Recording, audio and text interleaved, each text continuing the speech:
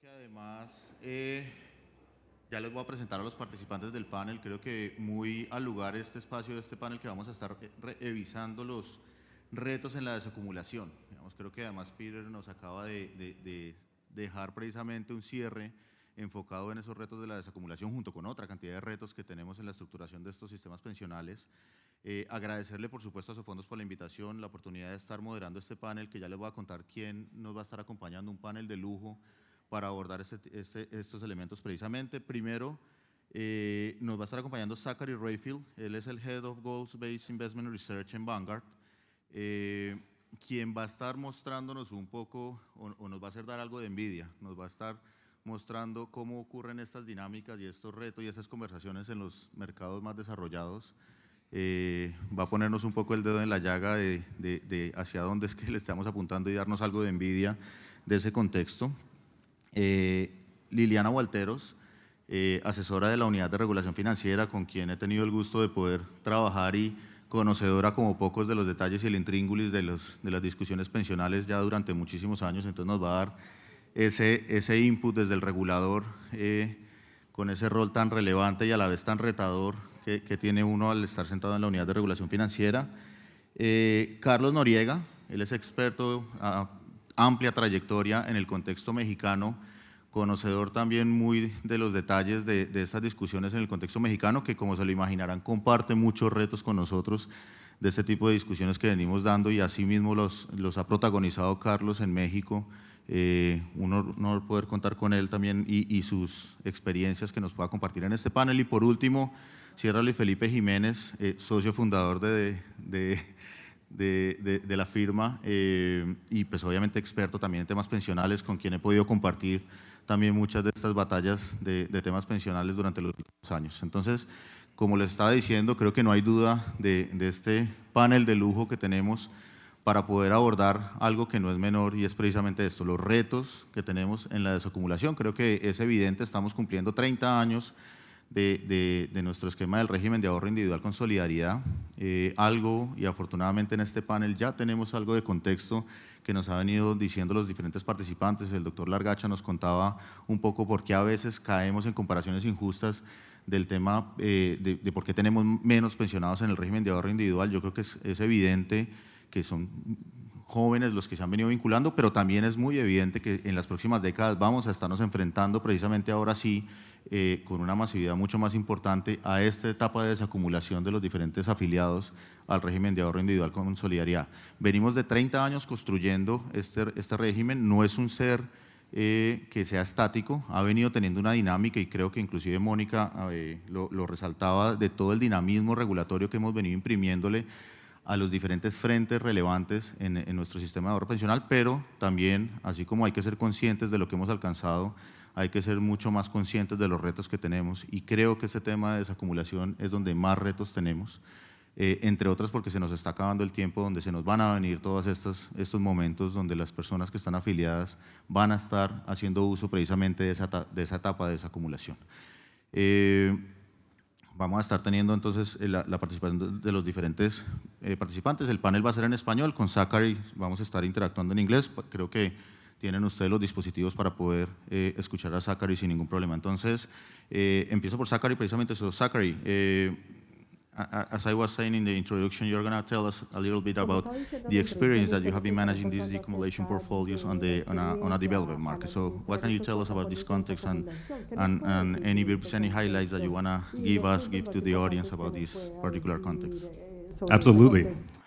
First, just want to say thank you all for having me here. Quiero decirles primero que todo muchas gracias por Great to tenerme return acá. to Es Cartagena. magnífico poder Visited here once volver a a Cartagena, few years ya ago. había estado It's been acá hace algunos lovely to come años back y to this quería wonderful city volver and a wonderful esta country. maravillosa ciudad y este maravilloso país. I'll start by just Voy describing a empezar some describiendo principles simplemente algunos that we at Vanguard, principios or que some elements nosotros that we en at Vanguard Vanguard o have algunos found elementos que hemos work encontrado en well in Vanguard our como algo managing que of vale la accumulation pena en portfolios la and our administración de approaches portafolios de toward desacumulación y retirement nuestros income solutions enfoques for a las individuals. soluciones de ingreso para I think the jubilados, first para element individuos. that's really Creo que el important primer elemento is que es thoughtfully importante designed es investment solutions. soluciones de inversión It's really concienzudamente important when we think diseñadas. about Es the muy role that importante cuando investment pensamos solutions play en el papel que as tienen las soluciones de participants inversión, approach como retirement and carry a medida que los into participantes se acercan a retirement. su retiro y The entran en solutions su must be jubilación. designed to Estas work for a soluciones range of deben estar investors, and this diseñadas is a para que very funcionen important para element. toda una gama de Ultimately, the inversionistas. investment Eso es solutions importante. are going to be applied to Eventualmente estas soluciones populations. se aplicarán a While there is poblaciones.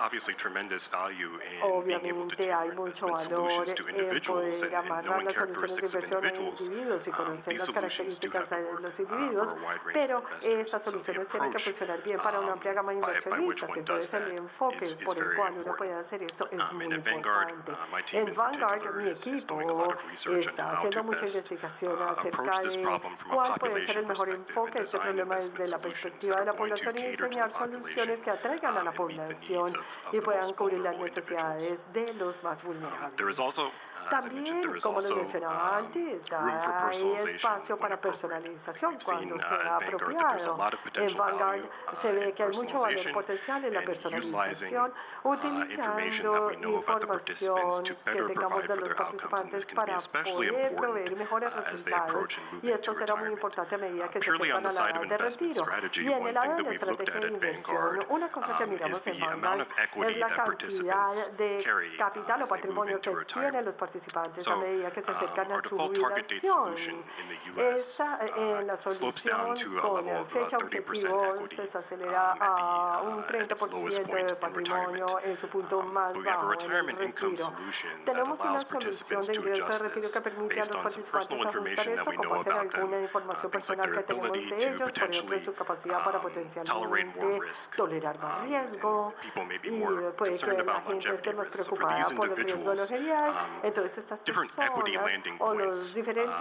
allow more puntos flexibility in terms de of participants being able to derive more préstamo growth de and equidad income from their permite portfolios as they move into que retirement. los So we have several individuos tools that puedan allow people percibir to más adjust ingresos this hacia el based retiro a on how medida que they se van respond to acercando. certain O sea, questions of what we know pueden, about them. From the podemos ver investment side, diferentes for those who it's respuestas a los appropriate individuos. for, Ahora, para these aquellos different para los que sea equity landing apropiado, points can hay be a diferentes valuable puntos tool de in allowing préstamo people to de lean on their capital que puede portfolios permitir que la more in gente retirement. se The apoye en los second portafolios más en element su retiro. is El guidance segundo and elemento es advice as guía participants y approach consejo a retirement. medida que los The participantes se defined acercan al contribution retiro. solutions Las allow people to soluciones de disengage, which is sort of a good contribuciones, and a bad problem. In the U.S., we say set o and sea, forget. en Estados Unidos That phrase decimos probably dicho doesn't y rhyme in Spanish, so it olvidado. De probably isn't pronto as esto no nice. salga bien en español y de pronto no In the suena U.S., igual de that's how bien. we tend to Pero think en about these Estados Unidos así solutions. es como They allow pensamos en estas participants to soluciones. disengage, so it's a hard Permiten thing to que los suddenly participantes se expect people to desenganchen, o sea, engage esperar que la gente se and decide comprometa options y right at the decida point sobre where they hit opciones justo retirement. en el punto You've en been in donde a llegan al solution that's retiro, allowing you to o disengage, and then una we say, solución en okay, now donde here's les permite retirement. Now descomprometerse y you decir, have to bueno, acá está engage, su and there's all retiro, these ahora options usted available to you. tiene que What we optar found is por that the estas advice and opciones que guidance tiene really has to start for disponibles, participants pero tiene in que advance empezar of retirement, de and it has to antemano carry en into el it. retiro y So tiene at que Vanguard, continuar durante el retiro. we have Entonces several en approaches Vanguard for tenemos advice, diferentes education, enfoques and support, but we para found that this is consejo, really educación y apoyo, pero hemos beneficial visto que esto es realmente in terms of benéfico participants moving en into términos de que retirement and los approaching different participantes entran retirement al income retiro y options. tienen diferentes So I think this opciones is o another enfocar highly key sus element. ingresos de diferentes The maneras. third Ese es un element, and I know elemento we'll discuss importante. more El about this tercer later, elemento, y ya is that hablaremos de esto más annuitization adelante, or es que las annuities with a rentas role in a target date vitalicias solution con or un papel retirement en una solution solución do con make fecha sense for objetivo certain tienen individuals, sentido and para we'll ciertos discuss that more. individuos y ya hablaremos de esto más adelante. Thank you, Zachary. Muchas gracias. Creo que este comentario de Zachary nos muestra muy bien cómo se alinea con algo que nos presentaba la presentación anterior, Peter Fisher, en cómo esa flexibilidad es muy relevante y cómo además esa centralización, esa personalización de nuevo se vuelve muy importante a la hora de poder atender en este caso a los afiliados. Y me recuerda mucho una conversación que aquí que veo a la doctora Ana Fernanda, compartimos con los temas de inclusión financiera. Cuando uno dice pongo al cliente en la mitad, esto también es cierto, también para los temas pensionales. Y es qué tipo de personalización y de flexibilización le estamos llevando a las personas. Y de nuevo vuelve y pone sobre la mesa la importancia de poder contar con las posibilidades de hacerlo. Veníamos hablando desde la introducción que estamos cumpliendo 30 años donde hemos podido imprimir cierto dinamismo, pero también donde nos hemos enfrentado, doctor Juan David, con muchos obstáculos a la hora de hacer ajustes necesarios.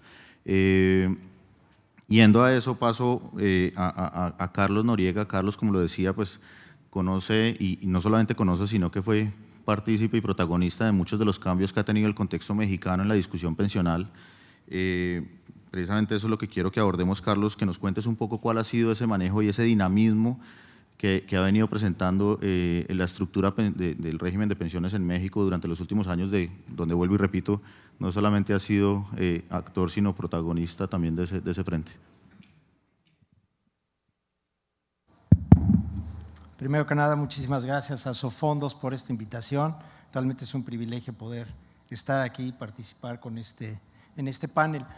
La historia de las reformas en pensiones, como todos sabemos aquí, son difíciles, son azarosas y son poco anticipables. Pero en los últimos años se dio, visto de atrás para adelante, una situación muy conveniente.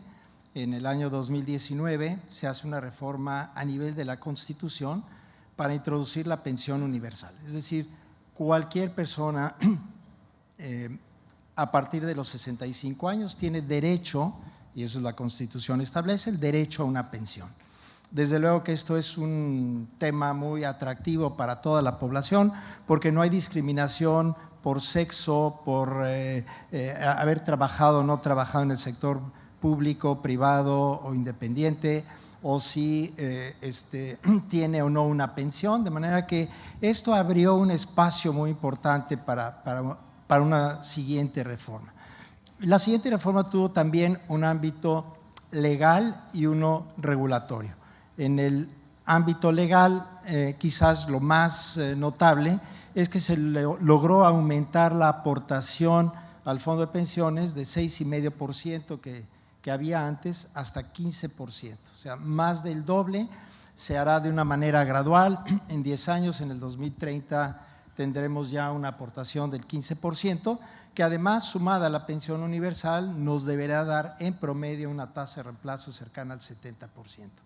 Eso sin duda también genera digamos, un ambiente positivo por parte de la población. Debo decir además que este incremento no pesa sobre los trabajadores, sino sobre los patrones y sobre el gobierno. Todos sabemos, esto es una parte estatutaria, como economista diría, pues depende de cada mercado quién es verdaderamente quien asume el costo, pero por lo visto en la parte política fue un gran avance. Ahora bien, en materia estrictamente regulatoria, quizás el cambio más importante que fue implementado desde antes fue la introducción de los Target Date Funds. Parece que algo sencillo, ¿no?, técnicamente entendible, pero la verdad es que es una reforma con un impacto enorme, porque por más de 20 años nosotros también tenemos los fondos que maneja cada una de las AFORES. De hecho, teníamos 5 fondos dependiendo de la edad del trabajador, pero realmente cada fondo se maneja buscando maximizar el saldo en esa cuenta al momento en que el trabajador se retira. El gran cambio de esencia es que en lugar de buscar maximizar el saldo, lo que se busca es maximizar la pensión que va a tener el trabajador a partir del momento en que se pensiona. De manera que la manera como se evalúa a los fondos cambia, porque sube la tasa de interés y todo el mundo se desgarra las vestiduras porque hay una minusvalía importante, cuando en realidad eso no necesariamente está afectando la expectativa de pensión. Cuando se toma entonces como objetivo maximizar la pensión, cambian los incentivos desde los manejadores de los fondos, pero también se vuelve de una manera muy transparente la manera como el público puede optar entre las diferentes AFORES, como les llamamos allá en México. Es decir, si lo que se busca en una reforma de pensiones es facilitarle al trabajador las decisiones, lo que realmente quiere el trabajador es una mejor pensión. No le debe de interesar el saldo que hay en la subcuenta, sino la pensión que va a alcanzar. Entonces, por el lado comercial, esto es algo fundamental, y por el lado técnico de la inversión, pues cambia, porque entonces la estructura con la que se invierte tiene que tomar en cuenta el lado de los pasivos, no solamente el lado de los activos y los pasivos de muy largo plazo. Y en la presentación de Peter hace un momento, pues vemos la enorme dificultad de medir el pasivo. Sobre la etapa de desacumulación, lo veremos en un momento más, pero esta parte de establecer los Target Date Funds se vuelve, digamos, después de esta gran idea, que desde luego es un cambio fundamental, ¿cómo se aterriza? Ese es el problema, ¿no? ¿Cómo el regulador va a establecer los límites máximos que puede invertir el llamado glide path regulatorio? Y dentro de esa cancha que se dibuja con los cajones que establece el regulador, las AFORES tienen que definir su propio glide path, ¿no? Entonces, el trabajo inició con la propia reguladora, la Comisión del Sistema de Ahorro para el Retiro en México, llamada CONSAR, en establecer este glide path buscando maximizar la pensión, minimizando el riesgo por el tipo de inversión. Entonces se hace ahí un verdadero balance entre maximizar pensión, minimizar el riesgo de la pensión, todo hablando después de que el trabajador sea pensionado. Y después, cómo a partir de estos límites que establece el regulador, cómo cada una de las AFORES tuvo que desarrollar su propio glide path, viendo que estuviese dentro de los límites regulatorios. Y finalmente, el punto más importante es cómo el regulador se asegura que la AFORE va a comportarse de acuerdo a lo que ha pronosticado. En ese sentido, tenemos algunos criterios para regular y supervisar las AFORES. El primero es el Value at Risk, ¿no? El VAR, luego el CVAR, y el más importante es el Tracking Error, ¿no? El error de seguimiento, para asegurarnos que estén dentro digamos, del propio objetivo que se ha planteado la AFORE. La instrumentación de esto se vuelve complicado por muchas razones. Para una AFORE es más complicado manejar 10 fondos que manejar 5 fondos. Incluso desde los costos administrativos de tener un software mucho más complejo, darle ese seguimiento. Los reportes regulatorios, que son diarios, se vuelven también más complicados. Encontramos a un opositor inesperado en este proceso, que es el propio gobierno. ¿Por qué? Porque en un glide path adecuado, pues al inicio va a haber una demanda mayor por equity que por renta fija. ¿Y quién es el principal proveedor de renta fija? El propio gobierno. Entonces, el gobierno tenía miedo que la implementación de este sistema fuese a disminuir la demanda por bonos gubernamentales y qué iba a hacer el gobierno en ese proceso, ¿no? Entonces, bueno, la manera como se arregló eso es dar un tiempo, un periodo en el cual se adaptarían los portafolios para alcanzar este glide path de cada una de las AFORES que lo hubiese establecido. Y después, también en la medida en que se inician con portafolios que no tienen ese perfil, el tracking error se volvía una complicación su implementación, de manera que también ahí se estableció un margen más amplio al inicio e irlo reduciendo en el tiempo. Estos son, digamos, los elementos más importantes que tuvo el cambio para introducir los Target Date Funds. Es importante decir que la introducción de los Target Date Funds requiere por parte del regulador una convicción absoluta en lo que se está haciendo, porque es natural que las AFORES, las AFPs aquí, traten de minimizar sus costos, traten de disminuir sus complicaciones regulatorias. Entonces, si no hay una negociación firme, clara, entendiendo de qué se trata, es difícil. Y debo decir esto porque en el caso de México estas reformas se presentan, pero siguen enfrentando este tipo de problemas. Por ejemplo, al inicio, y yo creo que es uno de los temas más importantes, las AFORES están obligadas a hablar de lo que llamamos la unidad de pensión. Es decir, por cada peso invertido en tu cotización, en tu AFORE, ¿cuánto voy a obtener de pensión cuando me retire, ¿no?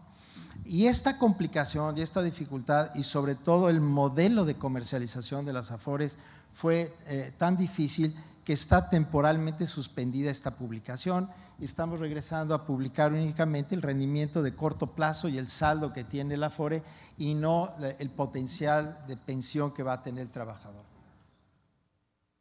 Lo mismo pasa con el tracking error, que empieza muy abierto y si no se cierra rápidamente, pues entonces la regulación pierde sentido porque pues la Afore puede seguir invirtiendo lejos del glide path que ha establecido, ¿no? Entonces, quiero hacer énfasis en el sentido de que no solamente el cambio regulatorio fue importante, sino que es necesario darle seguimiento hasta alcanzar los objetivos de este cambio regulatorio.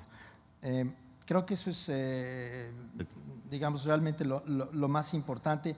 No quiero dejar de decir que finalmente, en la medida en que el trabajador pueda entender qué es lo que espera de su fondo de pensión, un tema de comunicación, Peter Finch lo acaba de decir, ¿cómo vamos a tener confianza o no confianza si yo soy un trabajador de 25 años de edad, pensar en cuál va a ser mi retiro, si soy de 40 o 50 años? Pero en la medida en que se vuelve una métrica muy fácil de comparar y de medir, yo ya llevo acumulado un ingreso de tantos pesos para cuando me retire y cuánto puedo aumentar o disminuir cambiándome de una Afore a otro, realmente le damos al trabajador los elementos para alinear los incentivos de la AFP con el del trabajador y por lo mismo hacer un poco más fácil la regulación.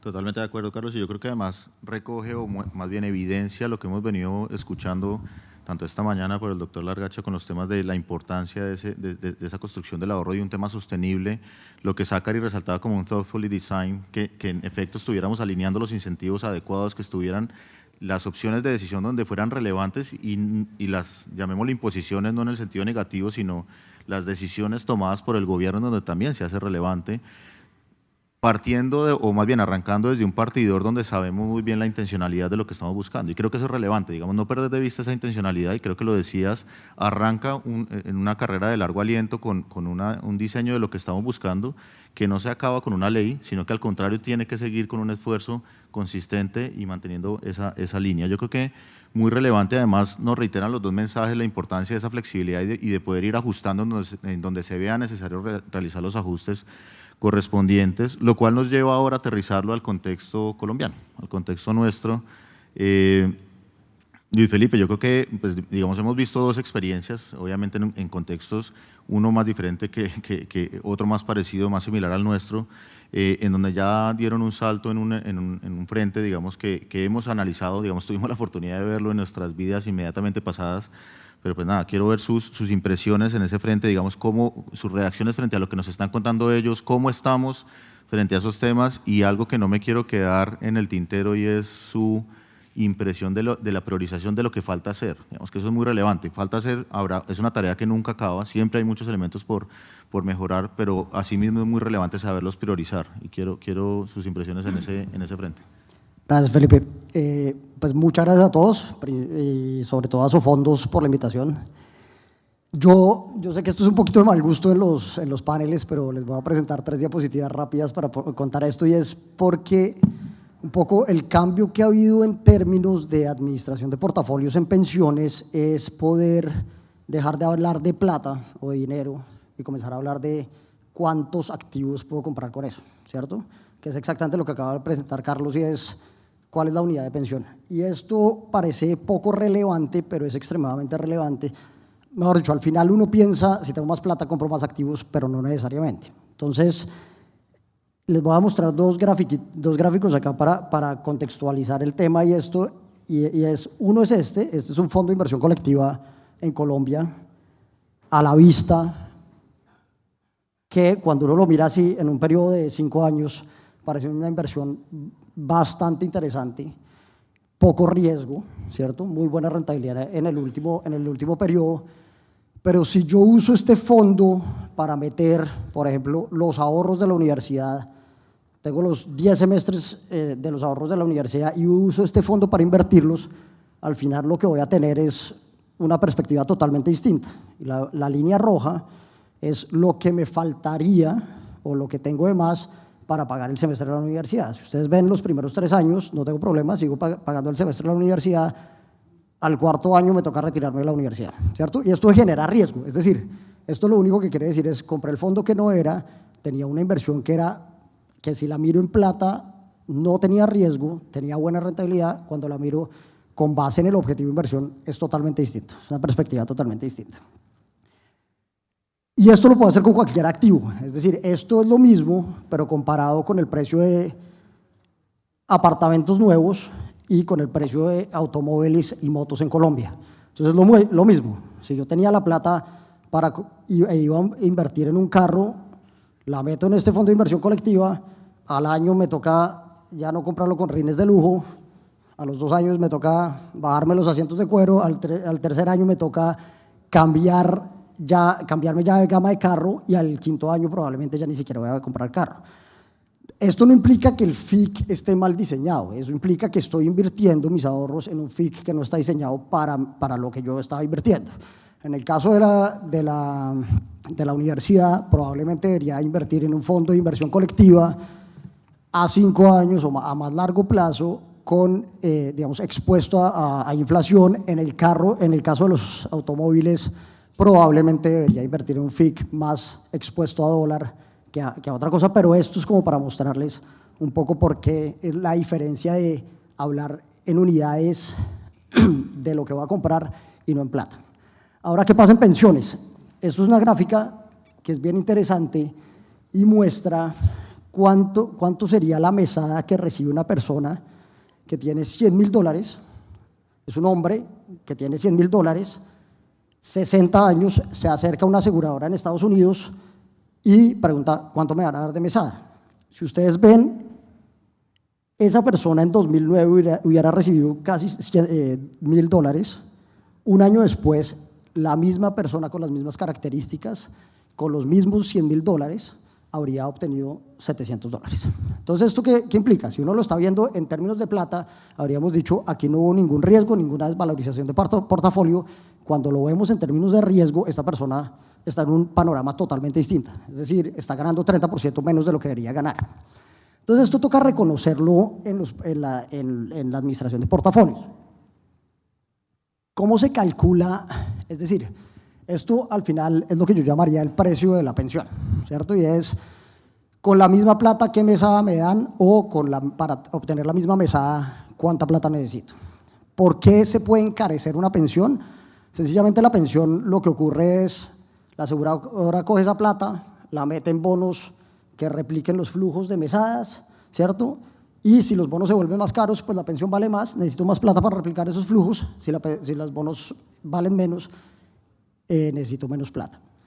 El tema es que esos bonos, pues en promedio tienen 9 años de duración. Hoy en día, entonces necesitamos hacer un portafolio parecido, que a mí no me importa si se está moviendo mucho en plata mientras mi mesada esté estable, ¿cierto?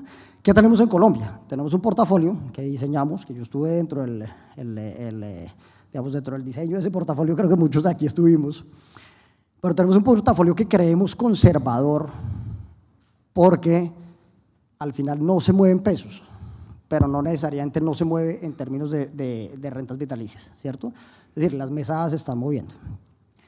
Entonces, es conservador porque tiene activos de muy corto plazo, es conservador porque tiene pocas acciones, es conservador porque no tiene fondos de capital privado.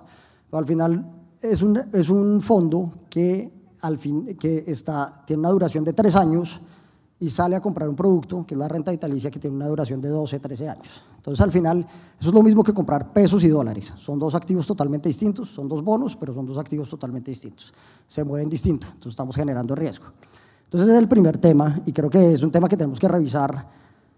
Suena muy fácil hacerlo, sencillamente cambiemos la forma de invertir ese fondo, pero el problema es que, como todo en Colombia es más complicado, tenemos 2 tipos de personas en ese fondo, unas que se jubilan, que tienen este problema, y otras que no se jubilan, que sí están pensando en una suma única que les van a dar, entonces esa gente sí está pensando en plata, entonces no podemos meterle el riesgo a esa gente. Entonces, yo creo que hay un tema, y que creo que vale la pena que Liliana lo discutirá ahora, pero yo creo que se puede hacer vía decretos, un cambio que al final lo que tenemos es que partir el fondo para que podamos tener grupos más homogéneos y que se puedan invertir de forma adecuada.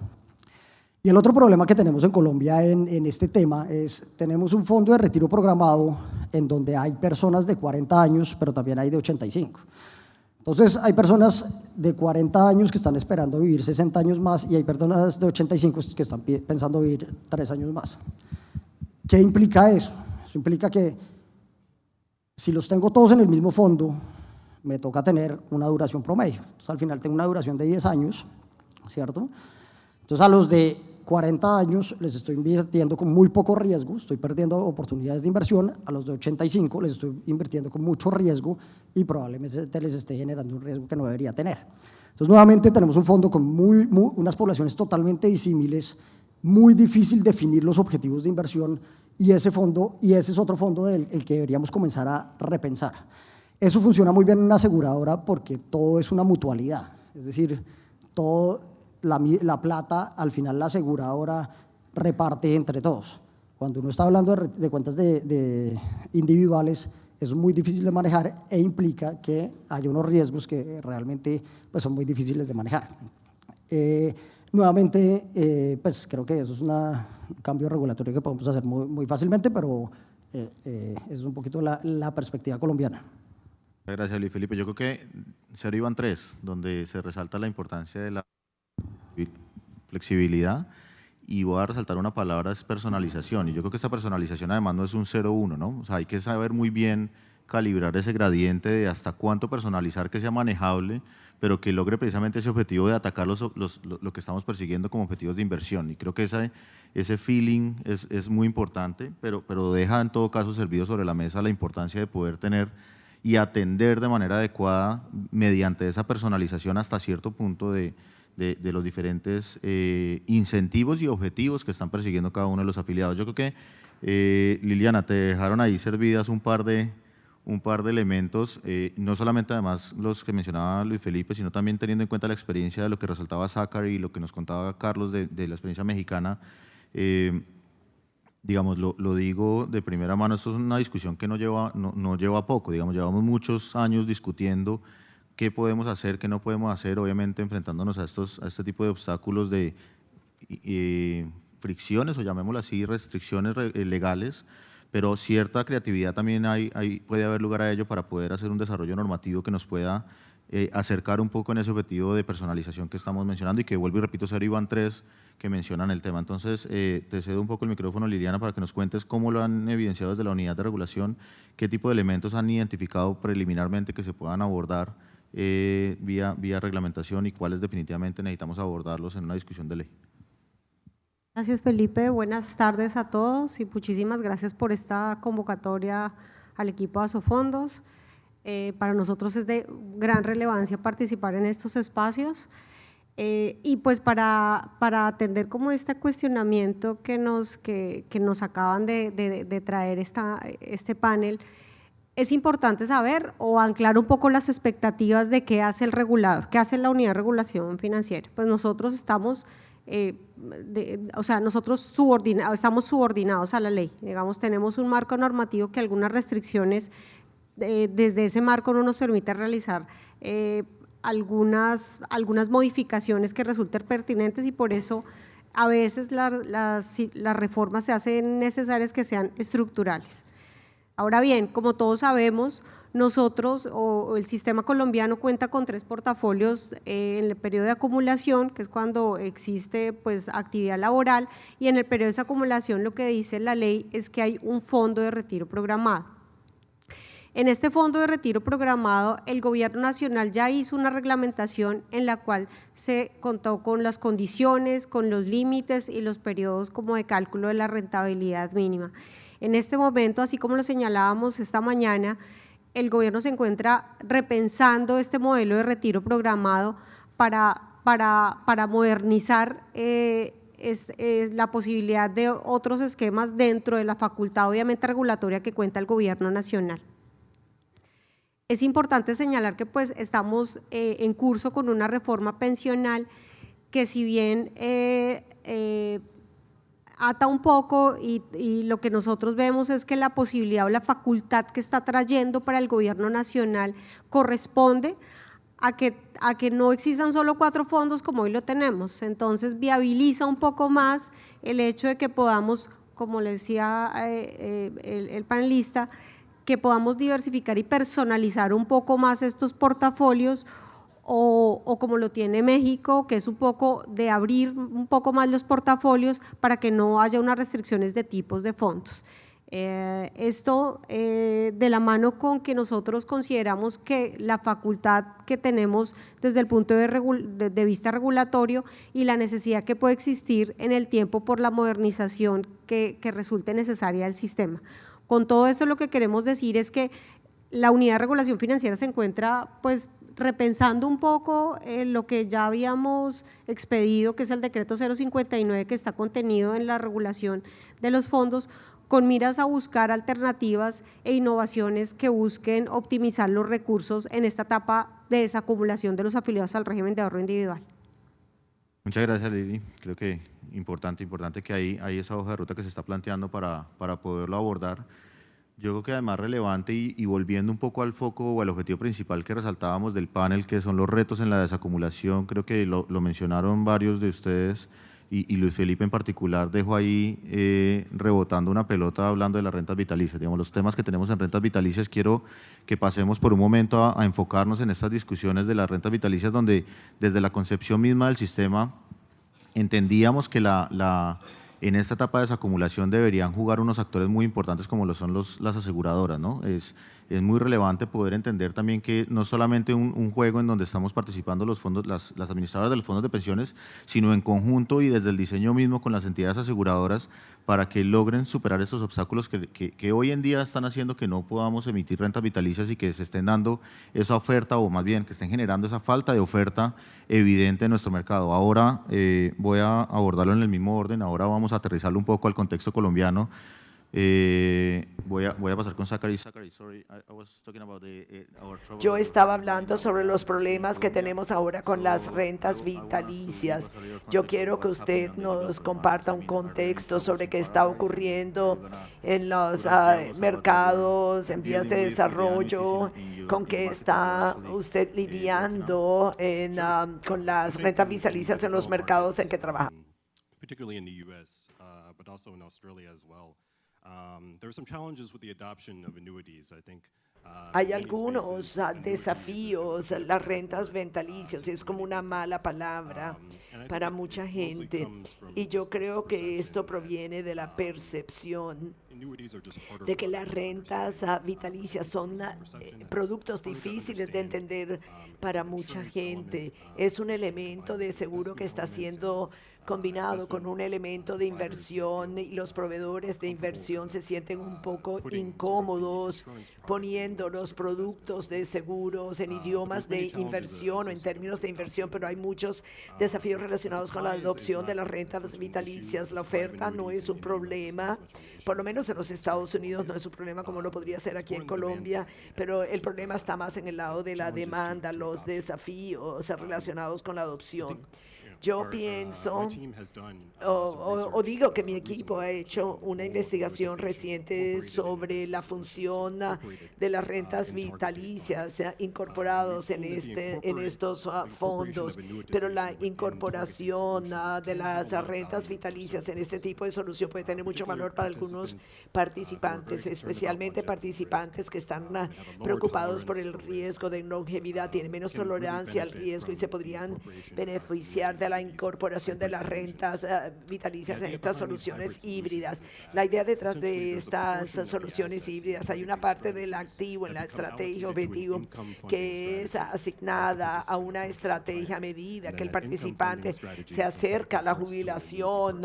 Entonces, eso requiere la compra de una renta vitalicia. A partir de la investigación hemos visto que hay más valor en las rentas vitalicias diferidas, y esto es porque desde el punto de vista de comportamiento de los individuos tienden a querer gastar desde su portafolio al principio de su jubilación. Y esto tiene que ver con la percepción de que la gente quiere gastar de su portafolio antes de que desaparezca. La gente está preocupada por la volatilidad del mercado, incertidumbres en el futuro. La gente quiere gastar tempranamente del portafolio. Lo que estamos viendo es que la gente trata de reducir sus gastos con el tiempo. Entonces la parte de las rentas vitalicias tiene sentido para muchas personas porque pueden depender de su portafolio al principio de su jubilación y luego dejan el resto cuando ya no gastan tanto. Lo que hemos visto a través de la investigación es que este tipo de estrategia de renta vitalicia tiene que ver con estos fondos con fecha objetivo y los riesgos, los montos ajustados al riesgo. Esto es muy importante para la adopción de estas soluciones y yo creo que están incorporando este tipo de productos. Los participantes que están en esto tienen que estar participando hasta cierto grado, tienen que estar comprometidos, tienen que estar educados sobre si esto va a satisfacer o no sus necesidades. Lo que hemos visto para aquellas personas que tienen las características y el perfil adecuado es que la idea es que cuenten con el apoyo, con la educación y pueden obtener muchos valores a partir de esta solución. Otra consideración alrededor de las rentas vitalicias es que esto realmente se remonta a lo que dije anteriormente y tiene que ver con la naturaleza de estos fondos con fecha objetivo y pueden alentar a que haya esa desconexión más temprano en el ciclo de vida. Estas soluciones se han vuelto muy importantes. Es como la piedra angular. Y en esta mentalidad de esta desconexión se vuelve un desafío hacer que la gente se comprometa con esto cuando estén cerca del retiro, pero conecta con el punto que dije anteriormente de que hay mucho valor a partir de estas soluciones, pero el compromiso tiene que comenzar tempranamente en el ciclo de vida y obviamente eso incluye los elementos de consejo, personalización, educación. Mensaje muy interesante y es que, claro, ahorita de pronto nos estamos enfocando mucho en los problemas de oferta de las rentas vitalicias, que no se nos olvide que también hay que tener en cuenta la demanda, que es lo que nos está llevando allá. Solucionado el tema de la oferta, ahora se están enfrentando a problemas de demanda, entonces sí, no perdamos el ojo un poco de que esto también viene de un equilibrio donde oferta y demanda tienen que venir de la mano y creo que muy interesante el mensaje que nos resalta Zachary de lo que están enfrentando allá. Carlos, creo que paso a hacerte la misma pregunta un poco de estos cambios que han venido abordando ustedes en México recientemente, o más bien darnos un poco de contexto de cómo funciona esto de las rentas vitalicias en México, qué cambios han venido teniendo, digamos, qué queda pendiente por hacer y de pronto, así como en la conversación que estamos teniendo de los retos en desacumulación se nos está acabando el tiempo, también se nos está acabando el tiempo en el panel, entonces te pediría muy rápidamente abordar esta cuestión. Sí, y para darle un poco sabor al panel, ¿no? Cuando hay debate dentro de los panelistas se hace más interesante, como en la época del Foro Romano, a ver quién mata a quién, ¿no? En este caso, quiero diferir un poco de la visión de Zach, porque en realidad siento yo que, al menos en México, no hay una cultura de annuities, de rentas vitalicias. La gente está acostumbrada a tener una aportación a la seguridad social y luego una renta o una pensión. Y no le importa quién va a estar detrás de esa pensión, ¿no? Entonces, al no haber habido ni siquiera variedad de instrumentos de rentas vitalicias, no existe ese tema. Y el tema entonces debe corresponder al gobierno, ¿no? A las autoridades, para hacer un producto que sea fácilmente entendible, que sea eficiente, que pueda verdaderamente trasladar un riesgo al consumidor sin desalentar la confianza en el sistema de seguridad social. Entonces, parto por el hecho de que no hay realmente una cultura de rentas vitalicias en México, prácticamente no hay un mercado. Y el mercado que empieza a generar la seguridad social, porque con la reforma que se hizo en el año 97, apenas estamos comenzando a ver trabajadores que se pensionen bajo la nueva ley. Aquí en la mañana me hablaba, bueno, yo entendía, está el sistema de rentas medias y el sistema de cuentas individuales, ¿no?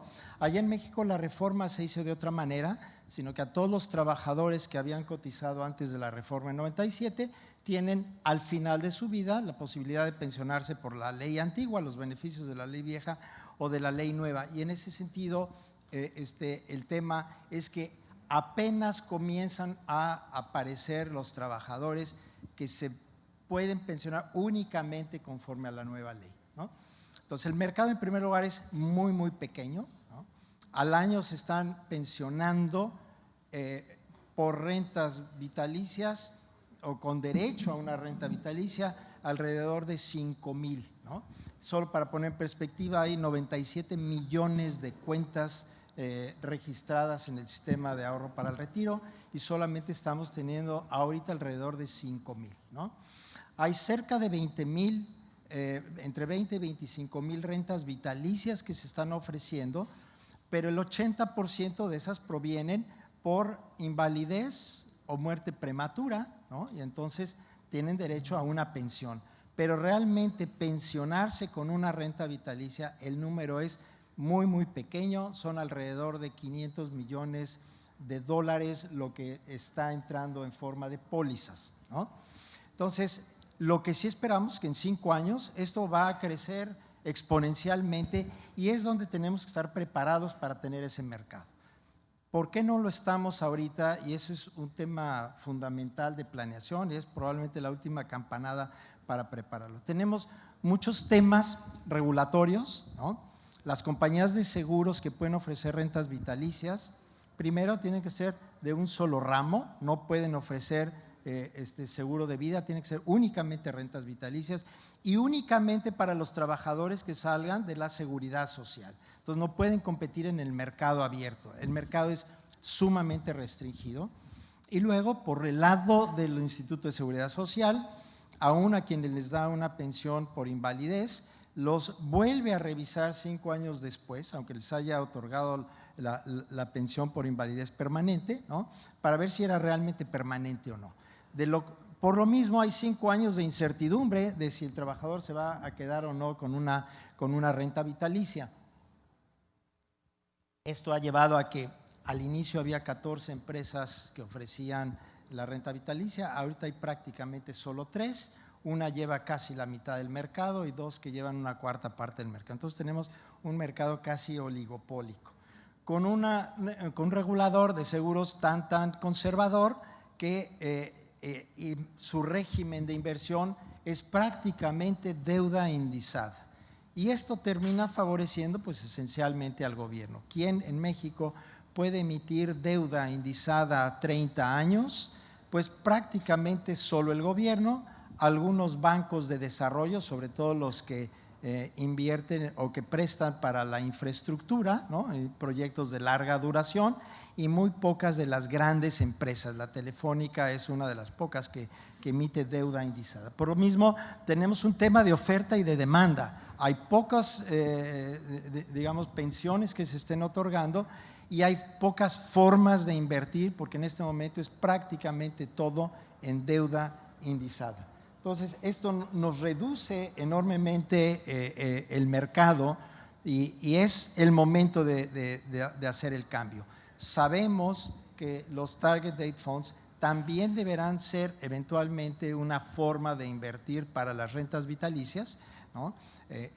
Pero en este momento el régimen de inversión no lo permite, prácticamente no permite invertir en renta variable, todo tiene que ser renta fija y además, repito, indizada. Entonces, el problema creo que es muy grande, o más bien el reto es muy grande, porque necesitamos cambiar la regulación, cambiar los parámetros. Hace un par de años, por fin, después de 20 años, se modificaron las tablas demográficas de mortalidad, ¿no? Y se reconoció pues que los mexicanos no vivimos todavía 110 años, vivimos bastante menos de 110 años. Eso ayudó para subir un poco el monto de la renta vitalicia que se ofrece. En realidad fue un aumento del 10%. Sí, en el momento en que el trabajador elige su renta vitalicia, hay, digamos, total transparencia. Los trabajadores que están por jubilarse presentan su solicitud, Esta información se le pasa a las empresas que ofrecen la renta vitalicia. Ellas cotizan por, digamos, por generaciones, ¿no? Entonces, en realidad sí hacen, también hay una diferenciación según la edad del trabajador que en ese momento se está retirando, y le presentan una planilla al trabajador donde están las 3 cotizaciones, cuál es el que prefiero, la compañía 1, la compañía 2, la compañía 3, jerarquizadas por la mejor pensión, y solamente si el trabajador no elige la mejor tiene que firmar, es decir, estoy comprando una renta vitalicia menos atractiva para mí, que puede ser derivado obviamente de un tema de comercialización, ¿no? Una campaña de comercialización. Entonces, en la última etapa sí hay competencia, pero toda la regulación ha inhibido de alguna manera la competencia. Son los temas que ahora se están comenzando a discutir en México, se debieron haber discutido hace 27 años. Y con esto creo que pasa. Gracias, Carlos. Yo creo que, como dices, para meterle algo de polémica, yo creo que hace 27 años no, es importante una conversación constante, digamos, uno no sabe, con el espejo retrovisor a veces es más fácil. Lo importante es sobre todo reconocer la importancia de tener las discusiones. Yo creo que veo algo de déjà vu en esto que nos estás contando, de que arrancamos con algo de oferta y se va a venir bajando y hay un oligopolio, algo de déjà vu de lo que nos pasó acá también con este frente, y que nos lleva hoy a un escenario, Luis Felipe, donde, digamos, viendo hechos, viendo números, pues sabemos que el más del 90% de las personas que se retiran por vejez acá lo terminan haciendo en retiro programado, o sea, en el fondo de retiro programado, de nuevo muy sintomático de los problemas que estamos viendo en nuestro mercado de rentas vitalicias. En ese frente, digamos, un poco cuál es su diagnóstico, y le voy a pedir además el reto más grande de la vida, en unos cortos minutos contarnos cuál es el diagnóstico y qué hacer, digamos, qué hacemos y cómo lo abordamos.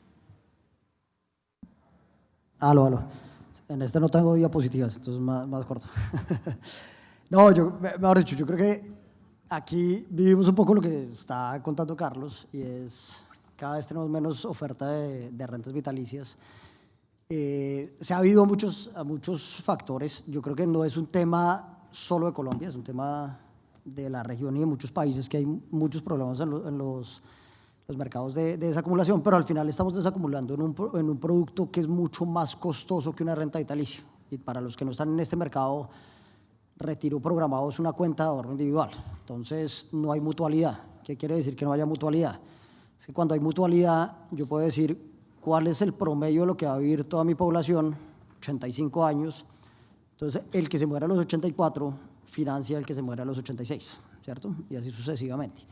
Cuando yo no tengo mutualidad, como en el retiro programado, el que se muera a los 84 se lleva su plata, no se queda en el fondo, y el que se muera a los 86, ¿qué hacemos? Entonces toca poner colchones de longevidad. Entonces son productos muy costosos, ¿cierto? Y al final ese costo lo que se ve es tengo que poner más plata para la misma mesada, o voy a tener una menor mesada para la misma plata. Esto pasa en muchos países del mundo, digamos, ya hay muchos, digamos, Canadá hoy en día se está moviendo un esquema de tontinas en donde no se pone una aseguradora en la mitad, sino que básicamente son fondos mutuales que se diseñan para que los riesgos los tengan los mismos beneficiarios del fondo y realmente los riesgos se mitiguen mucho, pero haya mutualidad, digamos, porque hay problemas en los mercados de longevidad. Entonces yo creo que tenemos un reto, pero tenemos una oportunidad enorme. Ahora, para eso hay que hacer algunos cambios legislativos. Digamos, un tema grande es el deslizamiento de salario mínimo. Si eso no se corrige, esto es demasiado costoso, es inmanejable manejar los riesgos en retiro programado. Y lo otro es, yo creo que si toca comenzar, tenemos que comenzar en algo que nos ha hablado mucho acá, porque ya hemos hablado, digamos, de esos mercados de deuda de largo plazo, ya hemos hablado de algunas coberturas, pero creo que sí tenemos que comenzar a empaquetar rentas, y es por una razón, y es que la mutualidad se crea cuando uno tiene muchas rentas. No, si tengo 2 rentas no se crea mutualidad, tengo que tener 10.000 o 10.000 rentas. Entonces una aseguradora comprando de una renta, eso es demasiado costoso o demasiado volátil en términos de riesgo, y eso genera costos en las rentas vitalicias. Entonces sí tenemos que comenzar a ver cómo empaquetamos rentas o productos de desacumulación para que reduzcamos este tema. Pero creo que eso es uno de los temas grandes que tenemos que discutir en Colombia, porque sí estamos discutiendo, digamos, estamos desacumulando en un producto bastante ineficiente, y creo que hay unos mecanismos que son de muy fácil implementación hoy en día y que podemos implementarlos para reducir bastantes de los riesgos o al menos costos del mercado, del sistema hoy que se están trasladando a los afiliados. Súper, Luis Felipe, muchas gracias. Yo creo que además resaltar de nuevo que el tiempo pues, sigue y hoy en día estamos hablando de un número todavía muy reducido de personas que se están en esa etapa de desacumulación, pero que se nos van a seguir aumentando. Entonces, la urgencia de abordarlo creo que es superlativa y ahí queda un poco servida la mesa, Lili, para digamos, el regulador, digamos, este rol central de ustedes desde la URF, un poco tus reacciones frente a estas propuestas, a esto que se está planteando sobre la mesa y estas iniciativas y hoja de ruta que ustedes tengan pensado, tanto a nivel de decreto como eventualmente lo que se pueda abordar a nivel de discusiones del marco legal. Gracias, Luis Felipe. Bueno, aquí de pronto es importante señalar además que en la modalidad de retiro programado, primero que hoy en día, pese a que lo trae la Ley 100 del 93, el derecho que tiene el afiliado para acceder a estas modalidades pues ya no existe, pues porque no hay una oferta como bien lo acaban de señalar. Eso pues imposibilita o hace inviable la regulación o la ley como está actualmente.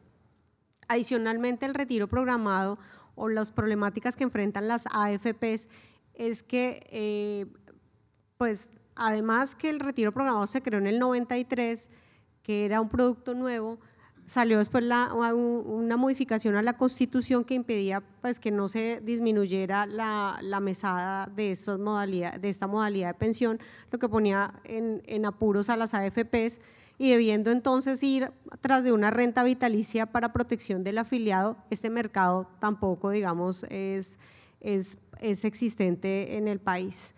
Entonces, estamos hablando de dos modalidades, una la del retiro programado que es administrada y pagada por la AFP y las rentas vitalicias que deben ser pagadas por las aseguradoras. El gobierno pareciera, digamos, que no se hace muy, no se evidencia tanto las actividades del gobierno nacional frente a estas problemáticas y vuelve ahí la solución desde el punto de vista regulatorio. Y es que como está señalado y lo acaba de decir, pues una tiene un impedimento de carácter constitucional que por supuesto desde la regulación no podríamos resolver y también que el retiro programado no tiene pooling, algo así como pues la administradora en realidad se ve enfrentada a un riesgo realmente inviable. Y cuando vamos a las rentas vitalicias, incluso en el mismo retiro programado, vemos que está el riesgo jurídico, que ya las altas cortes emiten fallos en donde tienen que incluir otras personas dentro de estas pensiones y pues vuelve más inviable tanto el producto de retiro programado como en el de renta vitalicia. El riesgo de deslizamiento es lo que les estaba señalando hace un momento, que el gobierno en esfuerzos, tratando de realizar esfuerzos porque exista o sea haya una activación del mercado de rentas vitalicias, expidió el decreto de deslizamiento de salario mínimo, que es el decreto 036, y sin perjuicio de que existe para las mesadas pensionales o para el riesgo común, este mecanismo es optativo y algunas aseguradoras siguen sin ofrecer la renta vitalicia pues por los riesgos que le acabo de mencionar. Factores de incertidumbre, pues mayor expectativa de vida, también como pasa en la región, como acaban de mencionarlo, de estandarización en el riesgo de longevidad y la actualización de tablas de mortalidad. Frente a esto es importante señalar que actualmente, y con la pregunta que nos acaban de formular es ¿qué va a pasar? O sea, desde el punto de vista regulatorio ya está servida como cómo nosotros podemos movernos. Esto es un tema de ley y de las modalidades de pensión. Posiblemente que eso es algo que podría evaluarse en la ley. Actualmente hay otras modalidades que se pueden reglamentar a través de la Superintendencia Financiera y eso será un tema que tendría que ser objeto de estudio del gobierno y en particular del ente de control, ya que en cabeza de ellos tiene estas facultades para buscar una facultad que realmente viabilice la protección al afiliado en esta etapa de retiro. Y la otra es que actualmente cursa en el Congreso pues la desaparición del retiro programado, un poco por lo que les acabo de mencionar, y ahí de pronto es importante mencionar como una reflexión que nosotros sí queremos dejar, y es que aún hay muchas personas que están en retiro programado y debemos pensar en ese periodo de transición mientras ellos están, ¿qué va a pasar? Porque con la reforma pensional desaparecería esta modalidad y por tanto, digamos, tenemos que pensar qué va a pasar con estas personas durante este periodo de tiempo. Y de otro lado, la implementación de una anualidad vitalicia, que es lo que propone la ley, que más o menos era lo que nos estaba señalando Luis Felipe hace un momento, que tiene una mutualidad y una protección, entonces quedaría como una única modalidad, buscando la protección del afiliado, por supuesto, como una modalidad pagadora de pensión. Entonces, esos son como los dos frentes que te podría responder, Luis Felipe. Lili, muchas gracias. Lamentablemente, pues el tiempo se nos acabó. Creo que el tema obviamente nos da para seguir aquí por muchísimo tiempo, pero honrando el slot que tuvimos del panel, hemos culminado. Yo creo que agradecerle a ustedes cuatro por la participación. De pronto, resumiendo, el mensaje que nos queda acá es: sigue habiendo todavía mucho por construir, sigue habiendo una necesidad de abordar estas discusiones con carácter técnico, entendiendo muy bien las implicaciones de partir de una pregunta que puede sonar muy simple, y es ¿por qué? ¿Por qué estamos haciendo esto? Si tenemos claro el por qué lo estamos haciendo, de nuevo vuelvo y repito una pregunta que suena demasiado sencilla, pero a la hora de irlo aterrizando y entender las implicaciones de ese por qué es muy importante, involucrando todos los actores que están precisamente relacionados acá, entidades aseguradoras, fondos de pensiones, afiliados, etcétera, etcétera, todos los incentivos que están jugando aquí al mismo tiempo, pero sin perder, vuelvo y repito, de vista ese por qué. Vamos a darnos cuenta que de pronto el camino se nos va a ir dilucidando de cuál es la mejor forma, entender muy bien la necesidad de poder contar con un mecanismo sostenible, estos son apuestas de largo plazo, estos no son temas que se solucionen o se les entiendan los impactos en el cortísimo plazo, sino que es una apuesta que estamos haciendo para los años y décadas incluso que vienen hacia adelante, y entender esas implicaciones no es fácil. Pero tener eso en mente nos ayuda a dilucidar ese por qué estamos persiguiéndolo, entender muy bien las necesidades de lo que es necesario cambiar. Creo que hay consenso de que el reto está servido sobre la mesa, y pues nada, ojalá que las conversaciones y la construcción conjunta siga dándose como ha venido ocurriendo en Colombia para lograr obtener el mejor sistema pensional que podamos tener para todos los afiliados en nuestro país. Muchísimas gracias a todos por la atención y a sus fondos de nuevo por el espacio que nos abrió. Muchas gracias.